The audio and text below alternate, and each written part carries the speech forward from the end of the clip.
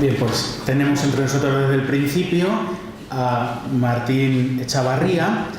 Martín es doctor en filosofía y aúna las licenciaturas de filosofía y de psicología. Por lo tanto, creo que tiene un punto de vista muy rico de la filosofía, de la psicología actual, pero enriquecido y sostenido por los sólidos cimientos de la tradición antropológica, filosófica y cristiana. Está aquí para hablarnos precisamente de un tema que tiene mucho que ver con el lema de este centenario: sus heridas nos han curado, ¿no? Ese itinerario del corazón del hombre al corazón de Cristo como itinerario de salvación. Se me ha olvidado decir que es padre de 6 hijos, ¿verdad? Padre de familia, y es también director del Departamento de Psicología de la Universidad Abat Oliba CEU en Barcelona. Y yo creo que con eso, pues, hemos venido a escucharte, así que adelante. Muy bien. Pues muchísimas gracias, antes que nada, por la invitación a un tema que me es tan querido y que me ha costado mucho escribir, así que espero que valoréis lo que voy a leer, porque yo no soy un teólogo y si bien disfruto mucho estudiando y hablando de estas cosas, pues me dan trabajo, ¿eh? Entonces espero que lo que voy a decir os sirva. Algunos de los que están aquí ya me han escuchado alguna otra vez, algunas cosas van a ser repetitivas, pero yo creo que en total, voy a decir algo nuevo, así que tened un poco de paciencia cuando pasemos por algunos temas que igual ya me habéis oído mencionar, pero todo lo que he puesto creo que es importante para el tema que se me ha propuesto, del corazón del hombre al corazón de Cristo, un camino de sanación y redención. Muy bien, desde la caída, este mundo se ha convertido para el hombre en un valle de lágrimas. El pecado, el sufrimiento y la muerte son una consecuencia de esta caída, que los hombres de todos los tiempos han tenido que sobrellevar muchas veces de manera dramática. En nuestros días, especialmente en los países ricos, el sufrimiento físico se puede soportar con mayor facilidad, aunque nunca se lo puede eliminar del todo de la vida humana. La muerte, por otro lado, se tiende a ocultar ahogando la angustia que su expectativa genera en multitud de experiencias, distracciones y placeres. Pero el pecado y sus consecuencias se hacen sentir no solo a nivel individual, sino a un nivel social y global quizá como nunca antes. Estas consecuencias son la profunda desorientación, sentimiento de vacío y de hastío, pérdida del sentido de la identidad y una profunda y oculta desesperación que a veces se disfraza de alegría superficial y disolución en el placer. Otras desembocan en una vida de ambición estresante y agotadora. ¿Cuántas personas que vienen al psicólogo están estresadas porque son ambiciosas, en el fondo? Y otras se expresan como un odio destructivo a los demás y a sí mismo. Nunca se habló tanto de salud, nunca se tuvo tantos medios para salvaguardar la salud del cuerpo y, sin embargo, quizá nunca se haya vivido tanta desorientación acerca de la salud del alma. El diagnóstico para hacer una intervención individual y social adecuada es imposible de hacer desde premisas puramente naturales. No solo porque el fondo del mal que padecemos radica profundamente en el corazón espiritual del hombre, sino también porque el punto de partida natural está también distorsionado. Aquí tenéis un poco la idea central y el orden que yo voy a seguir en mi exposición. Arriba pongo el lema que sintetiza un poco lo que voy a explicar, porque donde está tu tesoro, allí estará también tu corazón. Esta es la clave de lectura de todo lo que voy a decir a continuación. Como veis, la exposición está desarrollada en 4 puntos y ahora estamos en el primero de estos puntos, la salud y la felicidad del hombre. ¿Bien? El segundo punto hablará del desorden del amor, el tercero del ordo amoris y finalmente el último punto, el corazón del hombre rescatado por el corazón de Cristo, porque mi intención a lo largo de todo el camino que recorreremos en esta exposición será terminar mostrando el valor sanador y redentor del culto del Sagrado Corazón, del culto del Sagrado, no solo del corazón de Cristo mismo, sino del culto del Sagrado Corazón. Muy bien. Vamos al primer punto, la salud y la felicidad del hombre. Hablábamos de este tema, de la salud, de la que nunca se habló tanto, pero sobre la que nunca se estuvo tan desorientado por lo que respecta al alma humana. Y yo siempre, esto es de lo que me habrán escuchado hablar los que ya me han escuchado alguna vez, voy a partir, para que se ejemplifique esto y antes de entrar en consideraciones más profundas, de el ejemplo del concepto de salud que ha dado la Organización Mundial de la Salud en su constitución y que de alguna manera rige a nivel mundial para definir qué cosa es la salud y por lo tanto la acción de los agentes sanitarios.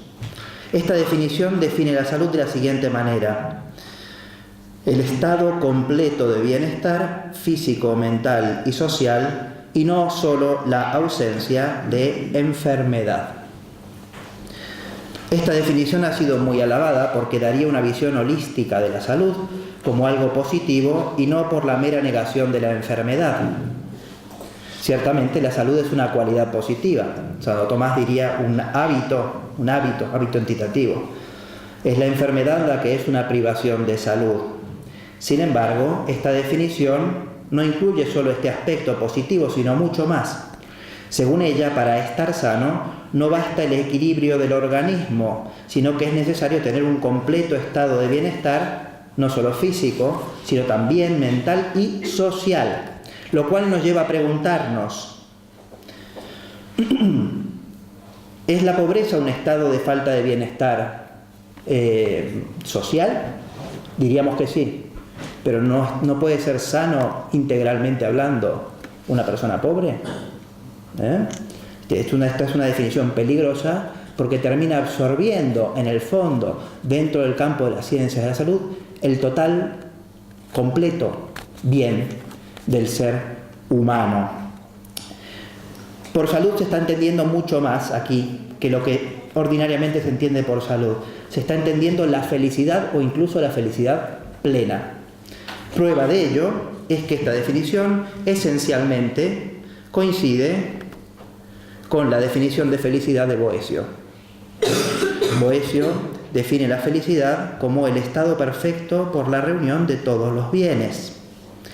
Según Santo Tomás, los bienes del hombre son de 3 tipos: bienes exteriores, bienes del cuerpo y bienes del alma. Justamente los 3 ámbitos que según la OMS abarca la salud.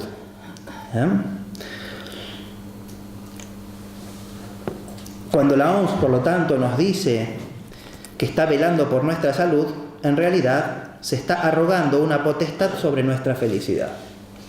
No es extraño por eso que, desde una perspectiva materialista y encerrada en el orden intramundano, las ciencias de la salud terminen absorbiendo el campo de la moral y la espiritualidad, y que psicólogos, médicos, psiquiatras, neurólogos, pediatras, ginecólogos, etc., y otros profesionales de la salud aparezcan con frecuencia como los agentes de la felicidad, que resulta ser, en el fondo, una redención puramente mundana y ecológica, diríamos. Es por eso que es urgente recuperar una visión profunda de lo que sucede en el corazón humano, desarrollar, como decía Quintero, una psicología neumática, una teología de la personalidad que entienda al hombre desde su interior, desde su corazón y desde arriba. Por lo tanto, vamos a empezar a hacer este diagnóstico de lo que está sucediendo, de lo que sucede en el corazón del hombre, para lo cual vamos a acudir, en primer lugar, por supuesto, a la revelación divina y también a las enseñanzas de Santo Tomás de Aquino y del magisterio de la Iglesia, pero principalmente de Santo Tomás de Aquino, siguiendo el consejo de Pío XII en Aurietis Aquas, que para estas materias recomienda acudir al magisterio del Aquinate. El Señor mismo nos explica que lo que enferma espiritualmente al hombre procede de su corazón y sintetiza los desórdenes de este corazón con estas palabras de Mateo 15, 18, 20. Lo que sale de la boca proviene del corazón, y eso es lo que contamina al hombre, porque del corazón provienen los malos pensamientos, homicidios, adulterios, fornicaciones, robos, falsos testimonios y blasfemias. Estas cosas son las que contaminan al hombre. Comentando este texto, dice Santo Tomás: lo que sale de la boca. Ya se ha dicho que por boca se entiende la mente. De la boca sale lo que contamina al hombre, porque los pecados del corazón son los pensamientos y los afectos. Por eso Isaías 1:16 dice: quitad vuestros malos pensamientos de delante de mis ojos. Luego, continúa Santo Tomás, pone los pecados que son contrarios a los preceptos de la segunda tabla: homicidios, adulterios, fornicaciones, robos, y también los pecados de la boca contra el prójimo, falsos testimonios, y las blasfemias contra los preceptos de la primera tabla. De aquí que estas son las cosas que contaminan al hombre, porque proceden de la mente. Hasta aquí la cita de Santo Tomás. La boca es metáfora de la mente, es decir, del alma espiritual, del alma humana espiritual. En el pasaje que Santo Tomás está haciendo referencia aquí, que había dicho antes, el Aquinate decía lo siguiente. Cito de nuevo a Santo Tomás, el texto está allí. Por boca puede entenderse la boca del corazón, es decir, la mente del hombre, y así todo pecado procede de la boca, porque nunca hay pecado sino por un propósito de la mente. Y así lo que sale de la boca, es decir, del corazón, esto contamina, porque el pecado a tal punto es voluntario que si no fuera voluntario no sería pecado. La mente tiene una boca porque hay palabras del corazón, que son sus pensamientos. Aquí el corazón, dice Santo Tomás, es la mente. La palabra mente la toma Santo Tomás de la tradición agustiniana de la psicología de la Imago Dei, y significa la parte superior del alma, donde están sus potencias espirituales, el intelecto y la voluntad, o el alma espiritual misma del hombre, en cuanto es raíz y sede de estas potencias y sus correspondientes actos. De ella, de la mente, proceden los malos pensamientos y los malos afectos de la voluntad. Los pecados del corazón son, decía Santo Tomás, los pensamientos y los afectos. El problema del hombre no es lo que le rodea, sino su propio corazón, la dirección de sus pensamientos y, sobre todo, de sus afectos. Por causa del pecado, el corazón del hombre está espiritualmente enfermo. Su alma espiritual, primeramente, está enferma por la privación de la gracia santificante, y sus potencias están enfermas por la privación de las virtudes. La situación del corazón caído es tal que su amor se haya dirigido a las cosas creadas sin ordenarlas al Creador. Esto es lo que los escolásticos llamaban concupiscencia, un desorden de la intención del corazón y de la disposición de sus potencias que separa al hombre de Dios, que es su verdadero bien y fuente de su ser, de su vida natural y sobrenatural. La concupiscencia es, desde el punto de vista objetivo de su objeto, un amor de un falso bien, o de un bien no ordenado o no ordenable a Dios como fin último. Pero desde el punto de vista subjetivo del sujeto, es un amor desordenado de sí, que los griegos llamaban filautía, y Santo Tomás amor sui, amor propio. Santo Tomás insiste en que este amor desordenado de sí es el principio de todo pecado, porque el bien se busca desordenadamente cuando procede del amor propio. Aquí tienen la cita, la voy a leer. Dice así: la causa propia y per se del pecado debe tomarse por parte de la conversión al bien mudable, según la cual, ciertamente, todo pecado procede de algún apetito desordenado, de algún bien temporal. Que alguien apetezca desordenadamente algún bien temporal procede de que se ama desordenadamente a sí mismo, porque el amor a alguno es querer para él un bien, lo que manifiesta que el amor desordenado de sí es causa de todo pecado. Lo que está diciendo Santo Tomás básicamente es que en todo pecado amamos algo, pero amamos algo para nosotros.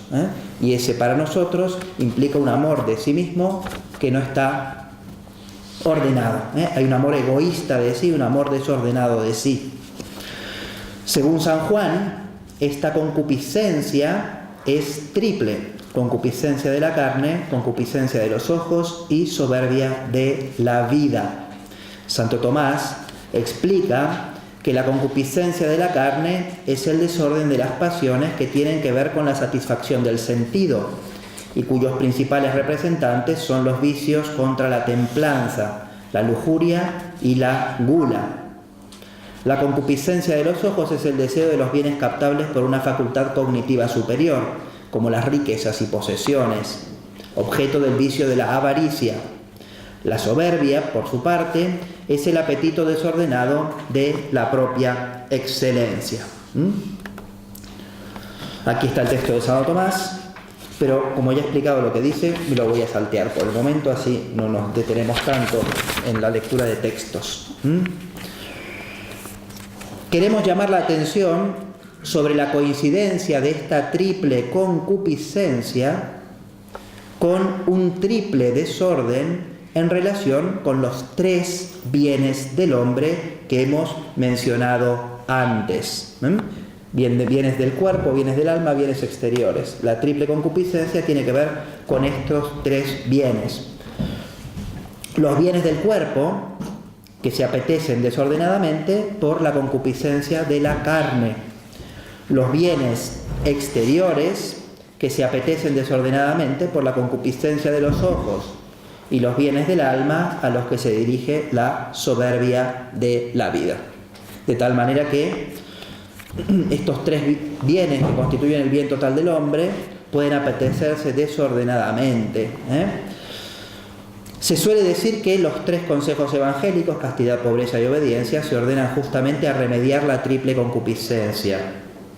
Veremos en breve, en esto voy a insistir después, también cómo, según Santo Tomás, las tres dimensiones del sacrificio como acto de religión se ordenan a lo mismo, pues se sacrifican a Dios en el interior del corazón todos los bienes por amor.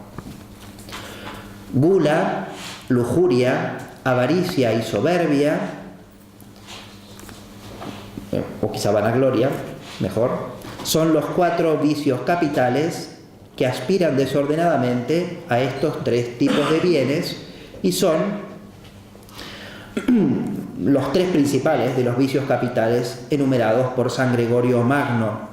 Los otros tres, envidia, asedia e ira, son vicios que, en cambio, huyen de algo valorado como malo para el sujeto y nacen también del corazón egocéntrico aferrado a aquellos bienes. Estos cuatro primeros son aquellos vicios capitales que aspiran a un bien desordenadamente. Y la aspiración al bien es motor de todo lo demás. No se huye del mal, sino se aspira a un bien. Y por eso, soberbia o vanagloria, lujuria, gula y avaricia son aquellos de los vicios capitales que tienen más poder atractivo. Los otros son por rechazo del mal, por rechazo de algo que aparece como un mal. En estos 7 vicios se sintetizan como en su principio y causa todos los vicios que deprimen el corazón del hombre, deformando la imagen de Dios presente en ellos por creación. Deformación que lleva al hombre a enfangarse en sus desórdenes y a despreciar e ignorar a Dios. Los vicios capitales se conectan con todos los demás que nacen de ellos y a ellos se ordenan y que conforman la estructura de la personalidad del hombre caído. La doctrina de los vicios capitales es fundamental para entender la psicología del pecado en su propia lógica interna. Uno puede entender los vicios por oposición a las virtudes correspondientes. Este es el modo que sigue, por ejemplo, Santo Tomás en la secunda de la Suma Teológica. Pero comprenderlos en su propia lógica implica comprenderlos en su conexión recíproca. Y la doctrina de los vicios capitales justamente lo que permite es ver cuáles son los vicios que engendran a otros vicios. Los vicios capitales no son los más graves, sino los que causalmente son más poderosos. La gula no es el más grave de los pecados, pero produce otros pecados. ¿Para qué sirve conocer adecuadamente la doctrina de los vicios capitales? Pues, por ejemplo, tal como le expone San Gregorio Magno y Santo Tomás de Aquino, a cada vicio capital le corresponde un efecto propio que ellos llaman las hijas de los vicios capitales, que son otros vicios. Por ejemplo, la vanagloria tiene entre sus hijos a la jactancia, por ejemplo, la presunción de novedades y cosas así. Visto desde el otro lado, si nosotros vemos una persona que es hipócrita, jactanciosa, buscadora de novedades, etcétera, etcétera, podemos presumir que detrás de esas conductas hay un vicio capital y por lo tanto que esta persona no se curará de su jactancia, hipocresía, afán de novedades, etcétera, etcétera, hasta que no cure la enfermedad más radical que tiene, que es su vanagloria, por ejemplo. La doctrina de los vicios capitales es muy útil y muy desconocida en sus principios, pero yo no es en lo que voy a insistir hoy. En lo que quiero insistir es en la importancia de la comprensión del hombre caído justamente desde su interior, desde su corazón. Comprenderlo desde su corazón es comprenderlo desde el bien que están amando y del modo en que lo aman. Allí donde está tu tesoro estará tu corazón. Para entender a una persona, también en la persona caída hay que entender dónde está su tesoro. Esta es la idea. Desde allí se comprenderá también la lógica según la cual su personalidad moral se organiza. Esto es lo que pretende explicar tanto la doctrina de la triple concupiscencia como la de los vicios capitales. En ellos se expresa el orden de apetencia de los bienes creados desde el corazón, lo que nos da una posibilidad de entender su lógica interna y de encarar su sanación. No se puede curar desde el exterior, sino desde el corazón. Y hay que ver a dónde apunta ese corazón, porque donde está tu tesoro está tu corazón. ¿Cómo saber dónde está nuestro corazón? Santo Tomás nos da una clave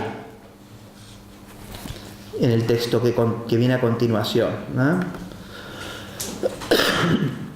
Santo Tomás nos da una clave, nos dice lo siguiente: si hay algo que amemos o deseemos sin límite, eso lo queremos como fin y no como medio. Aquello que queremos como fin lo queremos con límite, sin límite. Aquello que queremos como medio lo queremos en la medida en que nos conduce al fin. El apetito del fin es infinito, el apetito del medio es finito. Lo dice así, en un pasaje de la Suma Teológica, nos está preguntando si uno puede apetecer, si la concupiscencia, dice el deseo, es infinito. Dice así: el deseo del fin siempre es infinito, pues el fin se apetece por sí mismo, como la salud, de donde siempre se desea una mayor salud y así al infinito. Pero el deseo de lo que se ordena al fin no es infinito, sino que se lo apetece en la medida en que es conveniente para el fin. Por eso, quien pone el fin en las riquezas tiene un deseo de riquezas hasta el infinito, pero quien las desea por las necesidades de esta vida tiene un deseo de riquezas finito, las suficientes para las necesidades de la vida. Es decir, la idea es esta: si nosotros queremos ser ricos sin límites, es que nuestro fin son las riquezas. Uno podrá decir que ama mucho a Dios, pero si a Dios lo quiere ilimitadamente, Dios es un medio, es parte de su vida exitosa. Voy a misa diaria, todo es parte de mi vida exitosa. Pero lo que quiero sin límite es el poder, el dinero, mi felicidad terrena, etc. Esta es la clave. Como Dios es el verdadero fin, se lo puede y debe amar sin medida. Los bienes creados, en cambio, solo en la medida en que conducen al fin. Cuando los queremos ilimitadamente, como ser ricos sin medida o poderosos sin medida, o tener placer sin medida, caemos en una especie de idolatría. Pero los bienes finitos, tanto exteriores como del cuerpo o del alma, no se pueden poseer con una infinitud intensiva como Dios. Dios es infinito. Y por lo tanto, una vez que lo tenemos algo que es ilimitado. Pero las criaturas no las podemos poseer así. Es una infinitud sucesiva. Tengo dinero, después quiero más dinero, sexo, más sexo, más sexo, más sexo, etc. Horizontalmente, no en profundidad, sino en extensión. Caemos en lo que Hegel llamaba la mala infinitud, que desde el punto de vista negativamente, da testimonio de la destinación del corazón humano a Dios.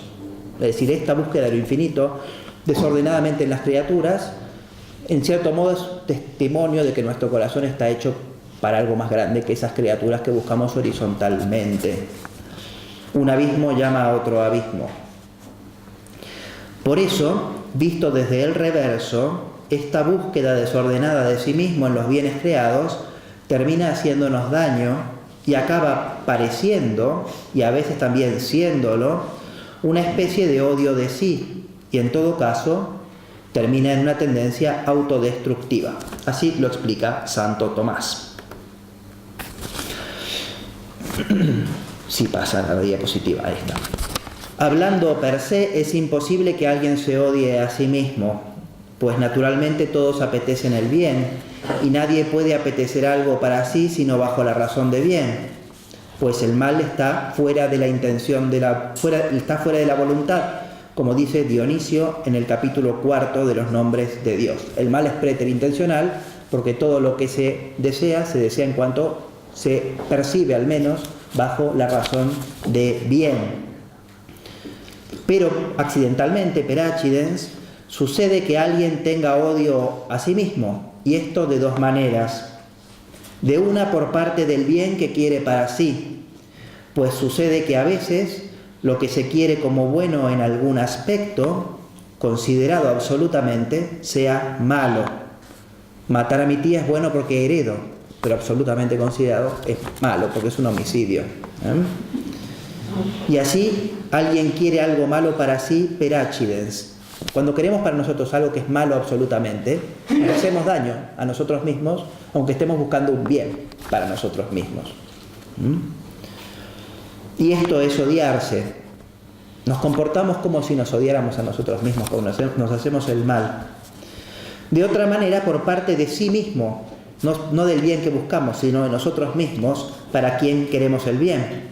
Porque cada uno es, sobre todo, lo que en sí mismo es principal. Por eso se dice que lo que hace el rey, lo hace toda la ciudad, como si el rey fuera toda la ciudad. Si el que manda en un país declara la guerra a otro, no se la declaró él, se la declararon todos, aunque se lo haya declarado solamente el que gobierna.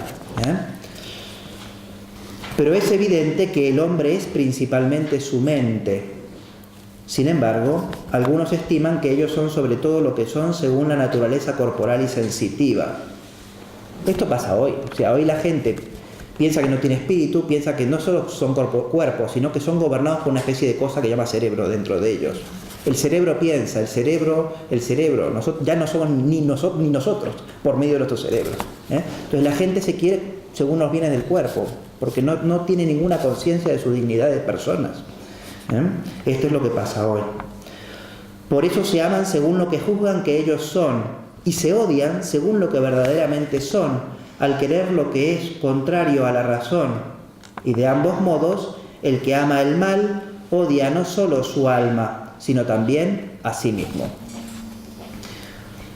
La mente, es decir, el corazón, como nos había dicho Santo Tomás antes, es lo principal en el hombre.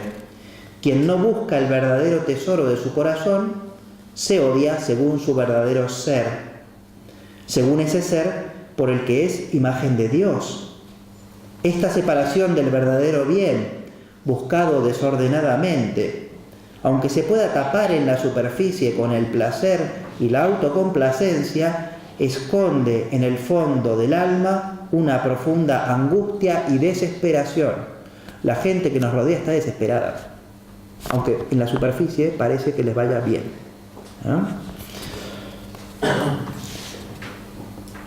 Y esta angustia y esta desesperación se expresan a veces en la conciencia y en la conducta como una huida, no solo de Dios, sino también de sí mismos, del propio corazón, y se traduce en exterioridad y activismo. Así lo expone Santo Tomás, comentando en este caso a Aristóteles en la Ética Nicomaquia, donde Aristóteles se planteaba si puede haber amistad hacia sí mismo, y toma el caso de los malos, que no son amigos de sí mismos. Y dice así: los malos no pueden convivir consigo mismos retornando a su corazón, sino que buscan convivir con otros, hablando y cooperando con ellos según las palabras y actos exteriores, porque meditando a solas sobre ellos mismos, recuerdan las muchas cosas graves y malas que cometieron en el pasado y prevén que harán cosas semejantes en el futuro, lo que les resulta doloroso. Pero cuando están con otros hombres, distrayéndose con las cosas exteriores, se olvidan de sus males. Y así, como no tienen nada en sí mismos que sea dignos de ser amado, no tienen ningún sentimiento amistoso hacia sí mismos. Esto que dice Santo Tomás es muy verdadero. La gente ya no se siente un bien. Mucha gente no se siente un bien. No tienen sentimientos amistosos hacia sí mismos. Deben huir de sí mismos porque cuando entran encuentran mal. Y deben salir afuera. Con eso no es que encuentren muchos bienes o bienes muy elevados, pero se olvidan por lo menos de sí mismos y de los problemas que tienen dentro. Tienen un profundo sentimiento de vacío, un vacío de autovaloración desde Dios, un profundo sentimiento de falta de valor de ser personas, de ser amables y amados. Esta es una situación terminal en el despliegue histórico de la caída del individuo y de las sociedades separados de Dios. Muy bien, pasemos al aspecto positivo. Este es el diagnóstico que tenemos a la luz de las palabras del Señor, que de lo que está en el corazón, lo que está en el corazón es lo que contamina al hombre. Lo que sale de la boca viene de un corazón que está contaminado, y esta contaminación son los pecados, pero los pecados proceden de una trama de desórdenes internos, de disposiciones internas desordenadas, que son los vicios, y que tienen su lógica y se pueden entender desde una psicología moral. Este corazón está, pues, postrado y necesitado de redención. Esta redención no llega por medios puramente humanos ni técnicos, médicos, psicoterapéuticos, mindfulness, cosas de estas, ni éticos, sino desde la pasión del corazón de Cristo, Verbo encarnado, muerto y resucitado para realizar esta liberación. El núcleo de la sanación espiritual del corazón está no primeramente en lo que tiene de pasión, que es importante, sino en lo que tiene de amor misericordioso. De allí la centralidad y actualidad del culto del Sagrado Corazón, como lo explica Pío XII en Aurietis Aquas, por ejemplo, en el texto que os pongo a continuación, pero esto lo dice por todos lados en este documento. El culto al Sacratísimo Corazón de Jesús no es sustancialmente sino el mismo culto al amor con que Dios nos amó por medio de Jesucristo, al mismo tiempo que el ejercicio de nuestro amor a Dios y a los demás hombres. Están los dos aspectos. En el culto del Sagrado Corazón está el culto del amor divino y además el ejercicio nuestro del amor a Dios y a los hombres desde Dios por la caridad. Dicho de otra manera, este culto se dirige al amor de Dios para con nosotros, proponiéndolo como objeto de adoración, de acción de gracias y de imitación. Además, considera la perfección de nuestro amor a Dios y a los hombres como la meta que ha de alcanzarse por el cumplimiento cada vez más generoso del mandamiento nuevo que el Divino Maestro legó como sacra herencia a sus apóstoles cuando les dijo: un nuevo mandamiento os doy, que os améis los unos a los otros como yo os he amado. El precepto mío es que os améis unos a otros como yo os he amado. El mandamiento nuevo del amor es el centro de la ley nueva, explica Santo Tomás, porque es el amor del hombre lo que hay que rectificar para reconstituir su corazón espiritual enfermo. Esto es en lo que yo quiero insistir, este es el núcleo de lo que quiero decir. Como el problema del hombre es hacia dónde se dirige su amor, lo que hay que hacer es rectificar su amor para que se ordene todo lo demás. Que se ordene todo lo demás depende de que se rectifique nuestro amor. Esta es la idea fundamental que está detrás de toda la concepción de la ley nueva y en particular de la teología moral de Santo Tomás, como vamos a ver enseguida. Tal como dice San Agustín en La Ciudad de Dios, dos amores fundaron dos ciudades, el amor propio hasta el desprecio de Dios, la terrena, el amor de Dios hasta el desprecio de sí mismo, la celeste. Para poder sanar el corazón del hombre y edificar en él el templo de Dios que éste quiso que fuera desde el principio, es necesario comenzar por el amor. El corazón del hombre se edifica ciertamente por medio de las virtudes. Ya las conocéis, me voy a saltear una parte que desarrollo más en detalle el tema de las virtudes. Las virtudes son fuerzas de carácter que son disposiciones internas. Esto es lo importante que hay que entender sobre las virtudes. Las virtudes no son actos, son disposiciones interiores. Es decir, son disposiciones de la personalidad. Son algo interior que nos ordena, nos inclina a hacer actos exteriores. Educar al hombre y educar su corazón es configurar en él las virtudes, desarrollar en él las virtudes. Ahora bien, aunque es importante la consideración de la naturaleza de cada virtud, prudencia, justicia, fortaleza, templanza, fe, esperanza, caridad y todas las demás que hay, aunque es importante esta consideración de cada una, quizá más importante aún es la consideración de su conexión. En efecto, las virtudes son como un organismo en el que tan importante como el funcionamiento de cada órgano es la relación armónica y jerárquica entre ellos.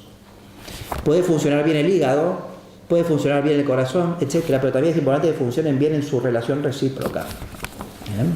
Las virtudes son un organismo. Entre las virtudes hay un orden. Las que tienen un objeto más noble son principales respecto de las otras. Por eso las virtudes teologales que tienen por objeto a Dios son principales respecto de las morales que tienen por objeto los actos y pasiones del hombre. De entre las teologales, la más perfecta es la caridad, que por eso es forma de las virtudes, como se dijo hoy, forma virtutum. Que sea forma indica que es el principio configurador de todo el orden de las virtudes. Que sea forma es una cosa muy importante, significa que es lo que estructura todas las demás virtudes. Las virtudes se ordenan como virtudes en torno a la caridad. Y también es lo que hace que estas virtudes sean virtudes en sentido pleno, es decir, el resto de las virtudes sin conexión con la caridad son virtudes imperfectas que no logran el fin que la virtud busca, que es la salvación, en el fondo, la redención, la salvación, la santidad. Solo en unión con la caridad, las demás virtudes, incluso las teologales, se poseen según el perfecto estado de virtud. La caridad es entonces el principio organizador del corazón del cristiano.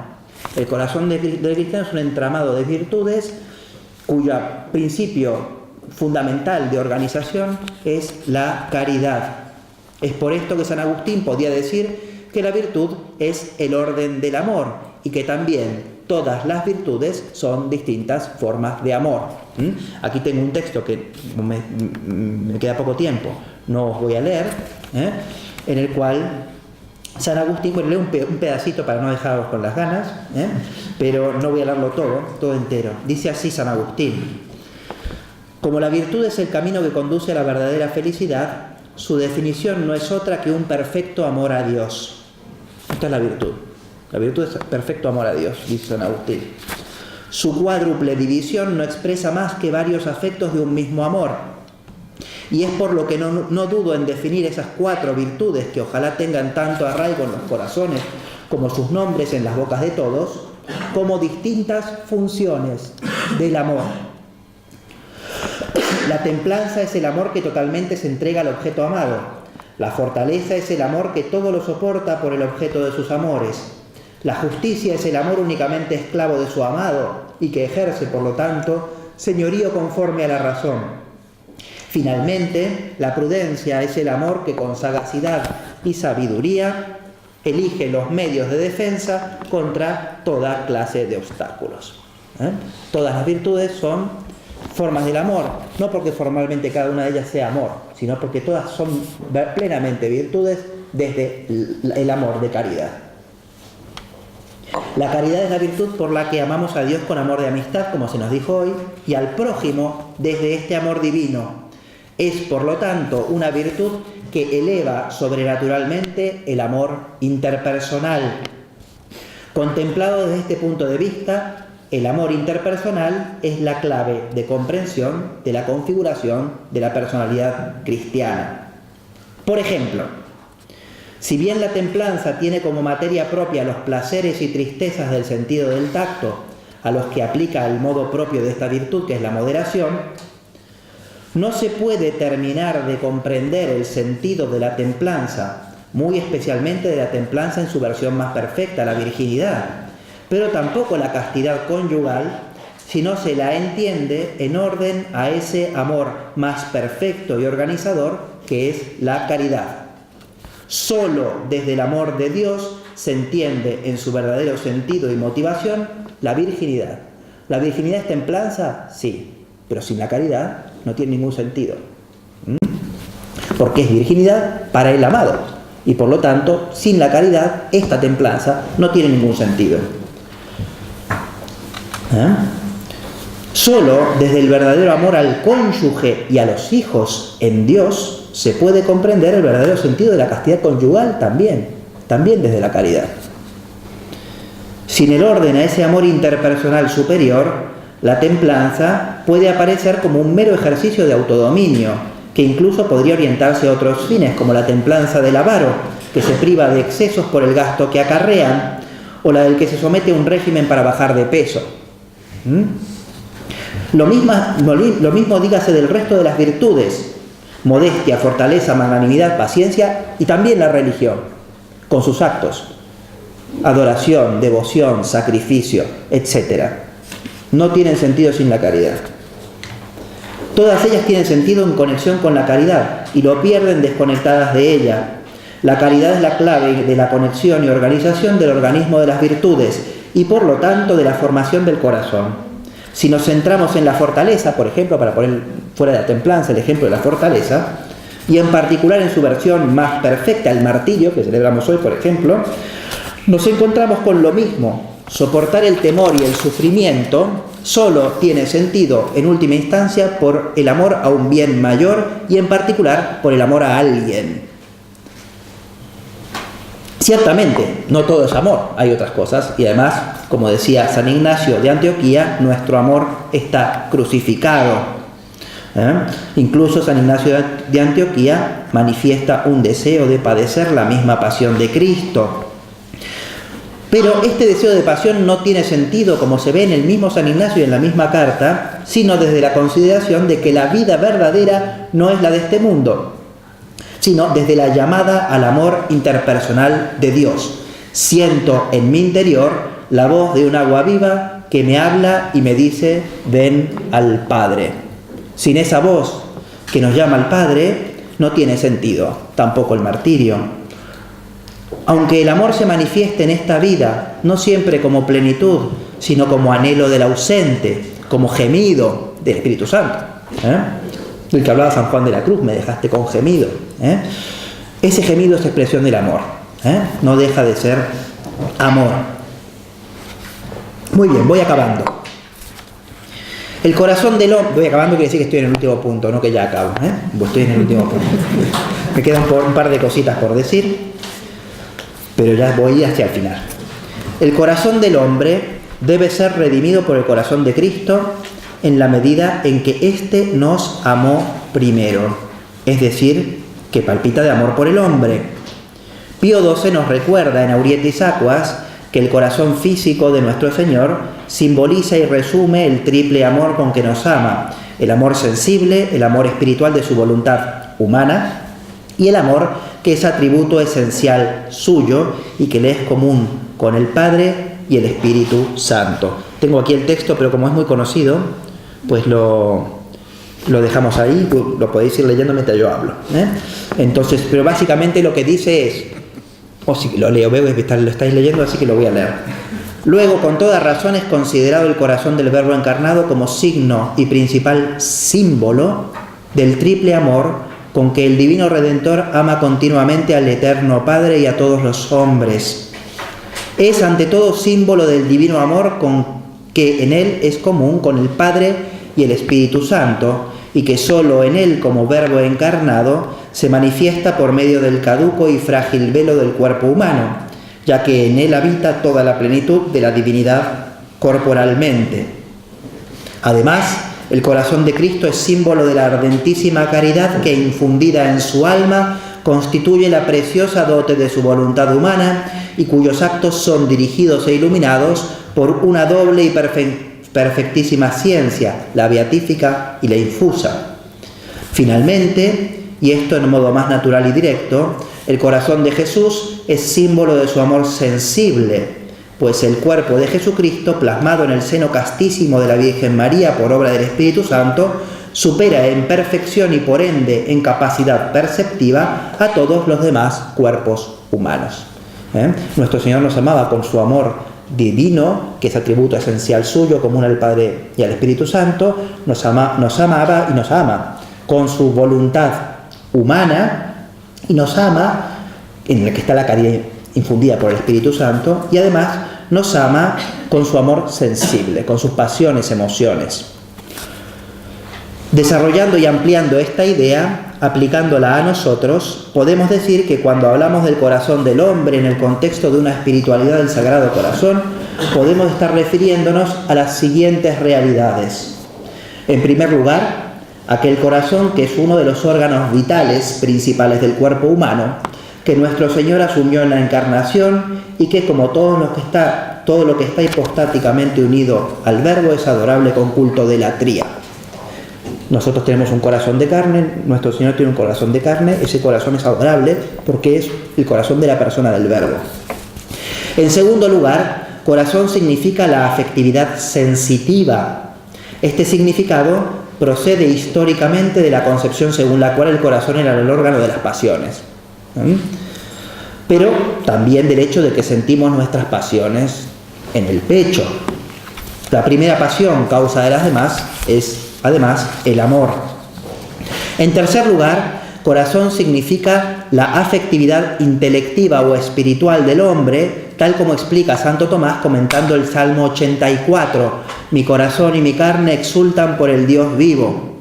Comentando esto, Santo Tomás dice: la carne representa aquí la afectividad sensitiva, la de las pasiones, pero el corazón significa aquí la afectividad espiritual.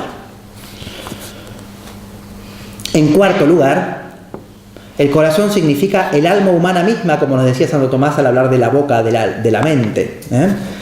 El corazón significa el alma humana misma, el alma espiritual humana, la mente, mens, en cuanto es espiritual e interior y tiene una memoria de sí, en la que posee habitualmente la noticia y el amor sustanciales de los que brotan después los actos de inteligencia y amor. Es por esta dimensión que el hombre es radicalmente imago Dei y por lo tanto capax Dei, capaz de Dios, capaz de ser elevado por la gracia a los actos de conocimiento y de amor de Dios. Finalmente, cuarto, desde una perspectiva teológica, el corazón sobrenatural del hombre es Dios mismo. Dios es nuestro corazón en la medida de que Él procede de nuestra vida, sobre todo sobrenatural, tanto natural evidentemente, pero también sobrenatural. Como explicaba mi maestro, el padre André, en otro lado, no voy a desarrollarlo aquí, también se puede decir que el Padre es corazón, en la medida que Él procede la palabra del corazón. El Verbo es la palabra del Padre, que procede del Padre como corazón. El Espíritu Santo, en cuanto es fuente de la caridad, también es corazón nuestro. En fin, cuando decimos que el corazón del hombre está enfermo, nos referimos evidentemente a su afectividad sensitiva, espiritual y en última instancia a esta mente que está trastornada por la privación de la gracia y que necesita la curación que viene de Dios. Dios podía sanar esto de muchas maneras, pero decidió sanarlo teniendo un corazón humano Él. Un corazón de carne, un corazón sensitivo, un corazón espiritual y su propia mente, que es espiritual. ¿Para qué? Para que movidos por el amor hacia Él, hombre y Dios, por la atracción de este amor, esta atracción lleve todo el resto con Él. Este amor nos purifique, nos ordene, nos unifique en dirección hacia Dios. Dios sana nuestras pasiones sensibles y nuestra afectividad espiritual, primeramente mediante las virtudes, pero de entre todas las virtudes, ya habíamos dicho que la caridad es la que las configura. Todas las virtudes se estructuran y configuran en su capacidad sanadora y redentora por la caridad. Es por eso que el símbolo del corazón es tan potente y nuclear, para darnos a entender lo que es esencial en el organismo de las virtudes que edifican en nuestro interior el templo del Espíritu. Por eso, el acto perfecto de la virtud de la religión, el culto del Sagrado Corazón es un acto, o una serie de actos de religión, que se realiza exteriormente, pero como consecuencia de realizarse primero interiormente como culto espiritual, es el informado por el amor. Por eso Pío XII dice que el culto del Sagrado Corazón es el acto de religión por excelencia. No solo no es una devoción cualquiera, sino que es el acto de devoción por excelencia. Aquí está el texto, pero lo voy a saltear porque si no ya ahora sí que me voy a pasar mucho de la hora que me estaba señalada, ¿no? Entonces, pues esto lo voy a saltear, pero esto es la idea que está expresada aquí. El hombre, por su mente, por su interioridad, tiene en su interior un espacio para Dios. Este espacio para Dios es templo de Dios en la medida en que Dios puede habitar en él. La persona humana elevada por la gracia es templo de Dios porque Dios habita en él, y lo es sobre todo por cuanto tiene una interioridad espiritual capaz de recibir la gracia. Como explica Santo Tomás, algo se llama templo de Dios porque Dios de alguna manera habita en ello. Cito a Santo Tomás. Es de la razón de templo el que sea una morada de Dios, según el Salmo 10, Dios está en su templo santo. Por lo que todo aquello en lo que Dios habita puede llamarse su templo. Dios habita principalmente en sí mismo, porque solo Él se comprende a sí mismo. Habita también en la casa sagrada por el culto espiritual que en ella se exhibe, y por eso la casa sagrada se llama templo. Habita también Dios en los hombres por la fe que opera por el amor, según Efesios 3:17, que habite Cristo por la fe en vuestros corazones. El corazón del hombre es templo de Dios en cuanto las tres divinas personas se hacen presentes por la gracia y por la fe operante por el amor. La gracia de Dios, por la cual éste habita en el interior del hombre, lo mismo que los actos de fe y de amor, por los que éste se asimila a él, están en el alma principalmente, que es el corazón espiritual del hombre, pero también están en el resto de su persona, porque el hombre es una unidad. Es por eso, ya voy acabando, ahora acabo de veras, es por eso, especialmente en nuestro interior, como templo de Dios, que nos consagramos a Él y ofrecemos especialmente el sacrificio de nuestra voluntad, que es nuestro culto razonable, propio de criaturas espirituales, consagración y sacrificio que se manifiestan corporal y exteriormente en los actos de culto. Solamente acabo con dos citas. Una larga que no voy a leer completamente, la resumo para que la vayáis a buscar, pero además no se lee mucho allí en la pantalla. Este es el texto que les pongo aquí y al que os remito y no voy a leer. Es un texto de Pío XI, de Miserentísimos Redentor, en el cual nos dice básicamente que el núcleo del culto del Sagrado Corazón es el ejercicio del sacrificio en nuestro corazón en unión con el sacrificio de Cristo, que es el que da eficacia.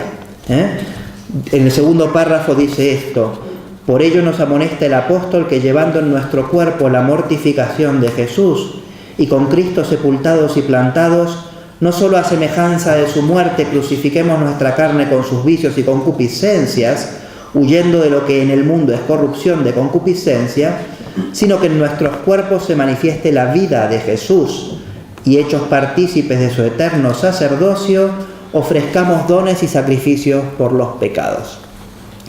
Ni solamente gozan de la participación de este misterioso sacerdocio y de este deber de satisfacer y sacrificar a aquellos de quienes nuestro Señor Jesucristo se sirve para ofrecer a Dios la oblación inmaculada desde el oriente hasta el ocaso en todo lugar, sino que toda la grey cristiana, llamada con razón por el príncipe de los apóstoles, linaje escogido, real sacerdocio, debe ofrecer por sí y por todo el género humano sacrificios por los pecados, casi de la propia manera que todo sacerdote y pontífice tomado de entre los hombres, a favor de los hombres, es constituido en lo que toca a Dios. Es decir, en los actos relativos al culto desde la perspectiva del corazón de Jesús, se realiza el acto de religión perfecto en la medida en que participamos no solamente de la sanación que procede de Cristo, sino también del acto redentor de Cristo por la unión de amor con Él. No leo el resto del texto, pero el texto termina hablando del amor. En el culto al Sagrado Corazón, ejerciendo el sacerdocio, no solo el ministerial, sino también todo cristiano, por el sacerdocio común, se ofrece a sí mismo por amor a Dios y al prójimo, llevando al máximo nivel la imitación de los sentimientos de Cristo y su unión a su mismo sacrificio, realizando no solo la propia redención, sino también la de los demás. De esta manera se cura y ayuda a curar a los demás del desorden que se seguía del amor desordenado de sí, del que dependía el amor desordenado de los bienes creados. Así lo explica Santo Tomás, y esta es mi última cita y mis últimas palabras. Así lo explica Santo Tomás al explicar el sacrificio como acto de la virtud de la religión. ¿Y por qué acabo con este texto? Porque nos remite a lo que empezamos, que era el triple bien del hombre: bienes exteriores, bienes del cuerpo y bienes del alma. El bien del hombre es triple, dice Santo Tomás. Primero, el bien del alma, que se ofrece a Dios en un sacrificio interior por la devoción y la oración y otros actos interiores semejantes. Lo que primero y principalmente, y Santo Tomás en el contexto dice, de este sacrificio depende todo lo demás. El principal sacrificio que Dios quiere de nosotros es el de nuestro amor y los actos que se siguen de este amor interiormente, la oración, la devoción, los pensamientos dirigidos a Dios, etc. Y dice Santo Tomás, es el principal sacrificio. Este es el principal sacrificio, el de los bienes del alma, por el bien supremo que es Dios, nuestro amor. Segundo, el bien del cuerpo, que se ofrece a Dios por el martirio y por la abstinencia o la continencia. Tercero, el bien de las cosas exteriores, por el cual sacrificio se ofrece a Dios directamente cuando ofrecemos nuestras cosas a Dios, e indirectamente cuando las ponemos en común con el prójimo por amor de Dios. De esta manera, el corazón de Cristo es salud y redención del corazón humano, no solo liberándolo de su egoísmo, que lo lleva a su autodestrucción, sino también, con ese amor oblativo del que se nos habló hoy, haciéndolo participar por la unión con naturalidad y asimilación de sentimientos que produce el amor, de la propia acción redentora de su corazón en el acto de culto, por la consagración y la reparación, no solo por sí mismo, sino también por los demás. Muchas gracias.